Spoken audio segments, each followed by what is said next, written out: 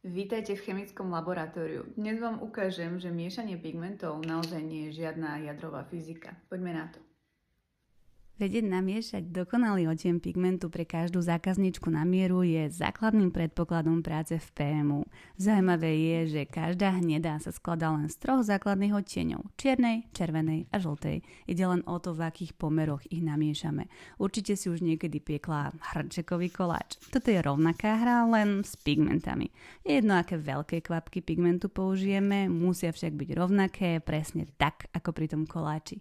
Odtieň vyberáme podľa pokožky a vlastných chlopkov zákazničky. Rozhodnúť sa nám pomáhajú aj žily na predlakti alebo informácia o tom, ako sa klientka v lete opáli. Neboj sa, že tvoje nové obočie bude príliš. V dnešnom modernom svete PMU sa ti už nič také nemôže stať. Žiadne čierne obočie, žiadna šanca, že budeš vyzerať ako drsňák z rokov 90. Používame tzv. Fitzpatrickovú škálu, ktorá nám pomáha vybrať ideálny odtieň. Čím svetlejšia je tvoja pleť, tým svetlejšie bude aj tvoje obočie. Táto škála je našou tajnou zbraňou, ako docieliť, že tvoj nový look bude prirodzený, krásny a že ho budeš milovať. Takže relaxuj. Miešanie pigmentov je ako varenie.